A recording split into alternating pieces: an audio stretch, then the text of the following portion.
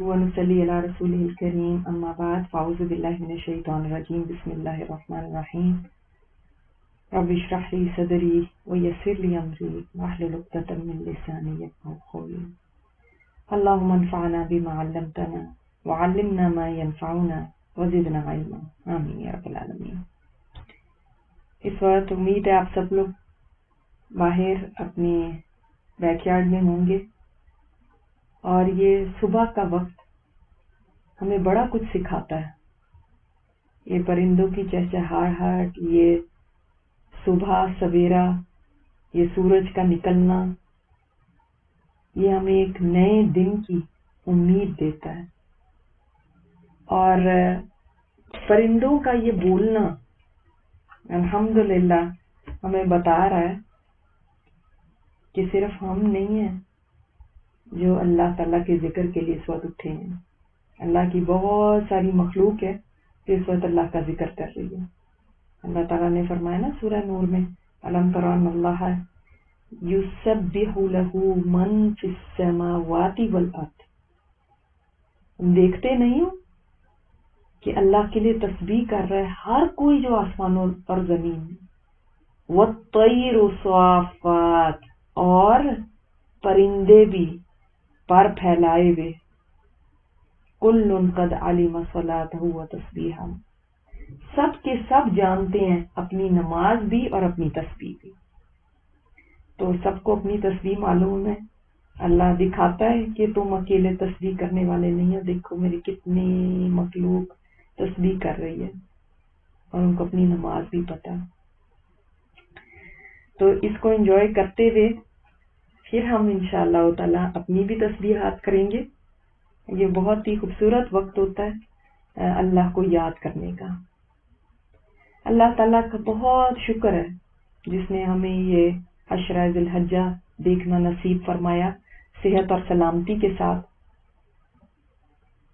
اور اس میں جتنا بھی اللہ تعالیٰ کا شکر ادا کریں کم ہے کہ اس نے ہمیں یہ توفیق دی ہے کہ ہم ان دنوں میں شوق سے اللہ کی عبادت کر سکیں۔ ہمارے ہاں ہوتا یہ کہ رمضان کے بارے میں تو اکثر مسلمانوں کو عمومی طور پہ بہت کچھ معلوم ہوتا ہے، مگر بڑی بد نصیبی ہے کہ عشرہ ذی الحجہ کے بارے میں ساری زندگی پتہ ہی نہیں ہوتا کہ یہ دن کس قدر اسپیشل ہے، ان کی کتنی اہمیت ہے۔ آج پھر بھی واٹس ایپ وغیرہ کے تھرو لوگوں کو بہت اویئرنیس آئی ہے، مگر ابھی بھی کمی ہے، اور ان کی اصل ویلیو جاننے سے اکثر لوگ ابھی بھی ناواقف، اور ان پیارے دنوں کو ایسے ہی گزارتے ہیں جیسے باقی عام دن ہیں۔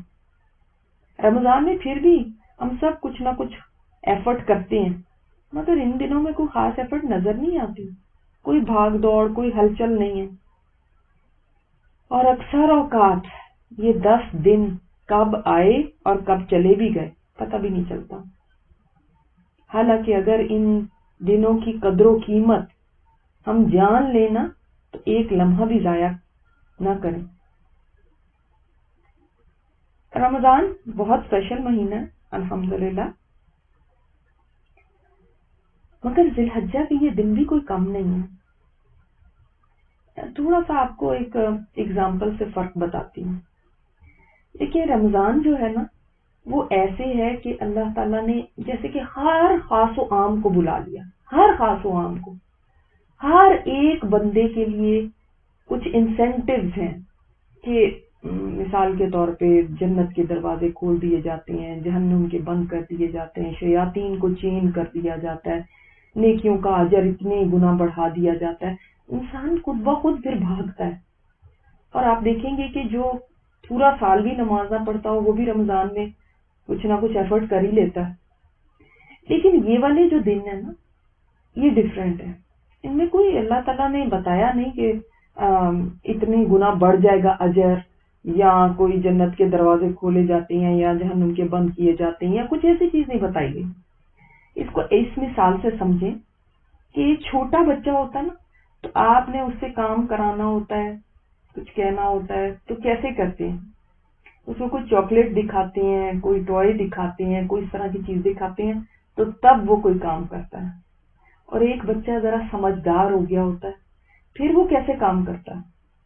وہ آپ سے بے حد محبت کرتا ہے اور آپ کی ہر بات کو ماننا چاہتا ہے. تو پھر کیا ہوتا ہے؟ پھر وہ آپ کا موڈ دیکھ کے ہی سمجھ جاتا ہے. پھر وہ آپ کو پہچانتا ہے کہ اس وقت آپ کو کیا چاہیے. پھر آپ کے کہے بغیر اس کو پتا ہے کہ ماں کی یہ چیز فیوریٹ ہے، اس کو پتا ہے کہ ماں کو یہ اچھا لگتا ہے، تو دوڑ دوڑ کے کرتا ہے. دونوں میں فرق ہے نا. بس اسی طرح رمضان کے مہینے میں اور ذی الحجہ میں فرق ہے. رمضان وہ چاکلیٹ ہے کہ رمضان میں چاکلیٹ دکھائی جاتی ہے کہ نہ سمجھ بچہ بھی آ جائے. اور یہ جو دن ہے نا، صرف اللہ تعالیٰ نے یہی ہمیں بتا دیا کہ اللہ کو محبوب دن ہے. یعنی حدیث میں آتا ہے کہ آپ صلی اللہ علیہ وسلم نے فرمایا اللہ سبحانہ تعالیٰ کے نزدیک ان 10 دنوں سے زیادہ کوئی دن بہتر ہے ہی نہیں. سوچیں ذرا، ان سے بیسٹ اللہ کے نزدیک کوئی اور دن نہیں ہے. اور ان دنوں میں کیے گئے اعمال سے زیادہ کوئی عمل پسندیدہ نہیں ہے. ٹھیک ہے؟ تو یعنی ان دنوں میں جو عمل ہوگا، جو بھی آپ نیکی کریں گے، اس کو اگر عام دنوں میں کیا جائے تو عام دنوں میں اتنی نہیں اللہ کو پسند ہوگی جتنی اس وقت کی جائے تو اللہ کو پسند ہے. اب کون سا بچہ بھاگے گا؟ وہ جو بڑی محبت کرتا ہے اور جو بس دیکھ کے سمجھ لیتا ہے. اس کو کوئی چاکلیٹ نہیں دکھانی پڑتی، وہ دیکھ کے سمجھ جاتا ہے میرے رب کو یہ چیز محبوب ہے نا، یہ دن اچھے لگتے ہیں، اور اس کو ان دنوں کے اندر عمل اچھا لگتا ہے تو وہ بھاگتا ہے کرنے کے لیے.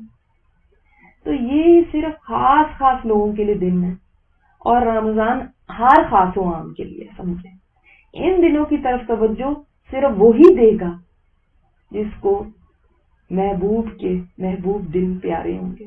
کیونکہ محبوب کی ہر چیز ہی پیاری ہوتی ہے. جس سے آپ کو محبت ہوتی ہے نا، ایک محب جو ہوتا ہے، محبت کرنے والا جو ہوتا ہے، وہ ہر وقت کیا دیکھتا ہے کہ میرے محبوب کو کیا پسند ہے، اس کو کیا اچھا لگتا ہے، اس کی کیا چاہت ہے.